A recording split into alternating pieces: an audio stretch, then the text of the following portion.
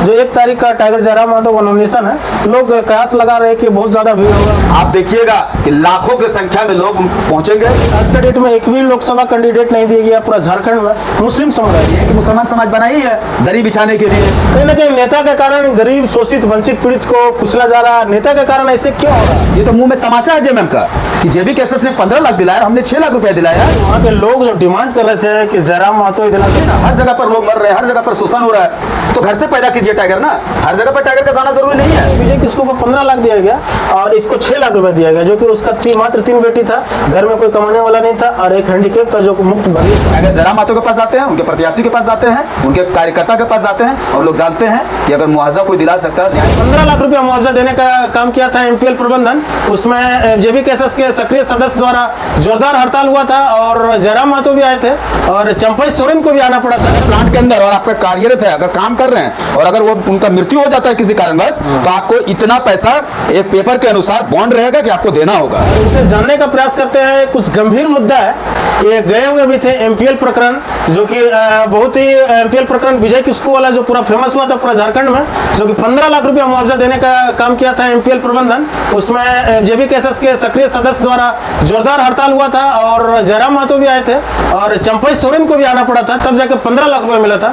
उसी के बारे में बात करते हैं। उससे पहले बिना रुके ये चीज जान लीजिए कि यहाँ पे जो इखलाक अंसारी जी हैं, वो धनबाद लोकसभा के प्रत्याशी हैं और बहुत ही दमदार बोलते हैं। सबसे पहले हमारा सोनी डिजिटल मीडिया में आपका स्वागत है। सबसे पहले आपके चैनल के माध्यम से, सोनी डिजिटल चैनल के माध्यम से सारे खतियानदारी और सारे झारखंड वासियों को मेरे तरफ से खतियानी जोहार रहेगा, सरखंडी जोहार रहेगा। आपका जो एक अहम मुद्दा था, जो आपने एक सवाल किया कि विजय किस्कू जी को 15 लाख रुपए दिलाए थे, जो सेकंड जो आपका प्रत्याशी, सेकंड जो पीड़ित परिवार है, 6 लाख उनको 6 लाख रुपया मिला तो जेएमएम के द्वारा।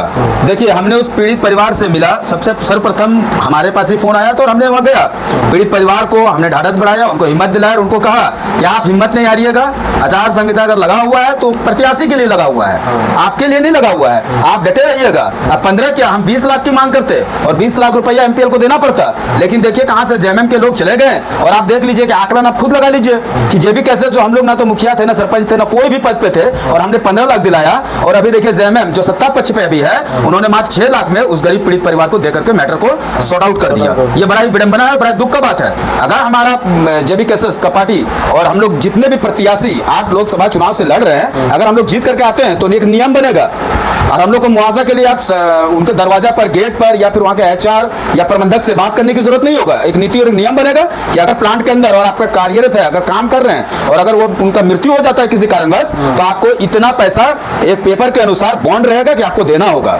ये वहाँ का प्रबंधक का कहना है कि जो विस्थापित है या वहाँ का कार्यरत मजदूर है, तो अगर मृत्यु करता बाहर में तो कोई ऐसा नियम नहीं है, हम एक सहानुभूति दे रहे हैं। तो सहानुभूति कहीं ना कहीं विजय किस्कू को 15 लाख दिया गया और इसको 6 लाख रुपए दिया गया, जो कि उसका मात्र 3 बेटी था, घर में कोई कमाने वाला नहीं था और एक हैंडीकेप था जो मुफ्त बधिर था। देखिए क्या कहेंगे? ये जो कहते हैं कि विस्थापित और जो मान लीजिए जो विस्थापित नहीं है, दोनों का जो मसला होता है, अगर विजय किस्कू जी विस्थापित थे तो ये भी विस्थापित है। विस्थापित है। और आप एक चीज देख लीजिए, दोनों के लिए दो नियम कानून नहीं हो सकता है। आपने एक चीज देखा कि आचार संहिता जो लगा हुआ था उसके एवज में कि चलो गरीब आदमी लोग को बेवकूफ बना देते हैं, लेकिन एक चीज जान लीजिएगा, अगर हम लोग का शासन आता है, हम लोग जीत करके आते हैं तो इसका भी हिसाब लिया जाएगा।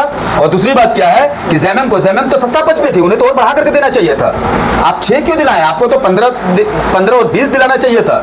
अगर आप गरीब का मसीहा बनते हैं तो आपको ये 6, 7 ये कुछ नहीं होता है, आपको 15 और 20 दिलाना चाहिए था, क्योंकि आप हमसे मजबूत है। लेकिन आज के दौर पे देखिए कि लोगों का रुझान जेबी कैसे हमारे सुप्रीमो टाइगर जयराम महतो के ऊपर इतना निष्ठा है कि उन लोग कोई भी चीज का प्रॉब्लम होता है तो हम लोगों के पास आते हैं और निवेदन करते हैं। कोई पार्टी के पास नहीं जाते हैं, बल्कि टाइगर जयराम महतो के पास जाते हैं, उनके प्रत्याशी के पास जाते हैं, उनके कार्यकर्ता के पास जाते हैं। और लोग जानते हैं कि अगर मुआवजा कोई दिला सकता है, न्याय की मांग कर सकता है, समानता का बात कर सकता है, तो वो जेबी कैसे करता है। यहाँ पे थोड़ा सा बोलना चाहेंगे कि वहाँ के लोग जो डिमांड कर रहे थे कि जयराम महतो ही दिला सकता है, वहाँ का लोग का मन में क्या था, वहाँ का स्थानीय लोग बोल भी रहे थे कि जयराम महतो ही दिला सकता है, फिर भी ये इंटरफेयर क्यों नहीं किया जयराम महतो? देखिए, अभी आप एक से जान रहे हैं कि अभी का सिचुएशन क्या है। आचार संहिता जो लगा हुआ है, उस समय हमारे सुप्रीमो टाइगर जयराम बाबू को सूचना नहीं था या फिर मैं बता रहा हूँ आपको, हमारे सुप्रीमो को सूचना दी है और वो आप नहीं विश्वास कीजिएगा, 300 किलोमीटर 350 किलोमीटर पर उनका सभा चल रहा था, वो दूर में थे।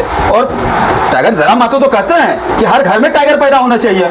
पूरा झारखंड का स्थिति आप देखिए ना, हर जगह पर लोग मर रहे हैं, हर जगह पर शोषण हो रहा है, तो घर से पैदा कीजिए टाइगर ना। हर जगह पर टाइगर का जाना जरूरी नहीं है।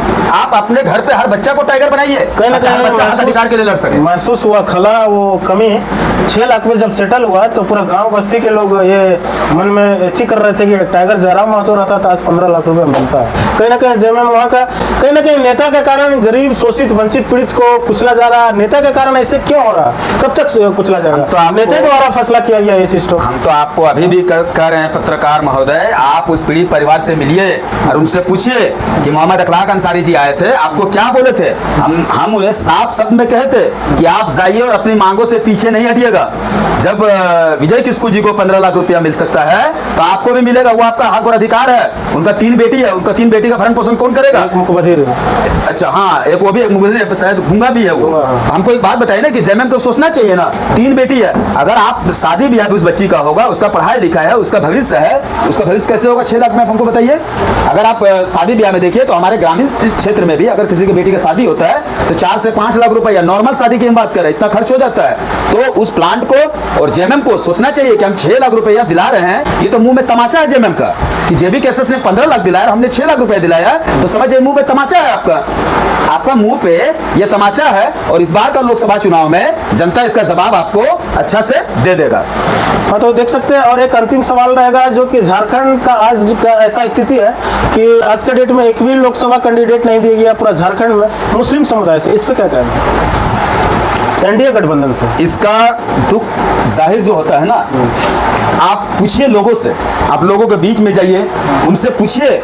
आज देख रहे हैं जगह जगह पर विरोध प्रदर्शन हो रहा है, लोग पुतला जला रहे हैं, ऐसा ऐसा आप देखिएगा कितने गांव में अनूप सिंह जी गए, उनको वहां पर लौटा दिया गया, साफ शब्द में कह दिया गया कि आप गांव में नहीं घुसेगा। मुस्लिम को देखिए सिर्फ एक वोट बैंक बना करके रख दिया गया। हम पूरे झारखंड में पूरे इंडिया में 18% है, 18% होने के बावजूद भी हम अगर झारखंड की बात करें तो झारखंड में आपको एक भी सीट नहीं दिया गया मुसलमान समाज को। ऐसा नहीं है कि मुसलमान समाज जो है, आप इसको मानसिकता ले लिए कि मुसलमान समाज बना ही है दरी बिछाने के लिए, जय जयकार करने के लिए। अगर कोई नेता आया तो उनको पानी पहुंचाना है, कोई नेता आया तो उनका सेवा करना है, ऐसा नहीं है। मुसलमान जाग चुका है और जागने का जो परिणाम है वो हर गांव में आप देखिए लोग दे रहे हैं। मुझे आप कहीं पे भी मैं जा रहा हूं, आप देखिए लोग मुझे समर्थन कर रहे हैं और सब लोग टाइगर जयराम बाबू का समर्थन और उसका धन्यवाद कर रहे हैं कि 14 लोकसभा में से एकमात्र मोहम्मद अखलाक अंसारी है जिसको लोकसभा चुनाव के लिए लड़ाया जा रहा है। और दूसरी बात कि कांग्रेस को आप देख लीजिए कि यहाँ पर टिकट भी दिए, आप खतियानदारी को देते, स्थानीय को देते, जो स्थानीय के मुद्दों को, ज्वलंत मुद्दों पर बात करता, अपने परेशानी को दिल्ली में रख सकता। आप बताइए ना, अनूप सिंह जी कहाँ के बेंगो के विधायक है, उनकी वाइफ जो अनुपमा सिंह जी है वो मेरे दुख दर्द को क्या जानेगा? आप मेरे गाँव पे आइए, मेरा गाँव में लोगों का क्या प्रॉब्लम है, उस प्रॉब्लम को सॉर्ट आउट मोहम्मद अखलाक अंसारी से बेहतर दूसरा कोई नहीं कर सकता है।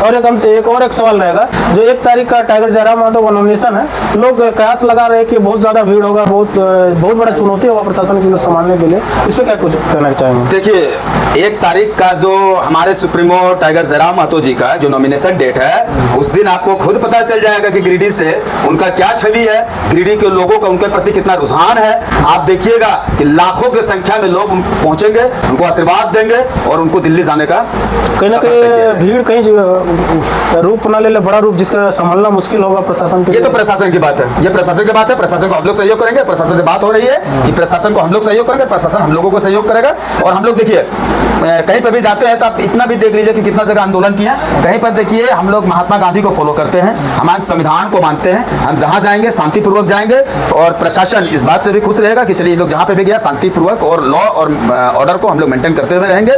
लेकिन एक बहुत बड़ा जमावड़ा वहां पर खड़ा होगा बोकारो में टाइगर जयराम महतो के समर्थन में। चलिए बहुत बहुत धन्यवाद हमारा चैनल में कीमती समय देने के लिए। बाकी बात आप लोग क्या सोचते हैं, अपना राय जरूर रखिएगा। जय हिंद।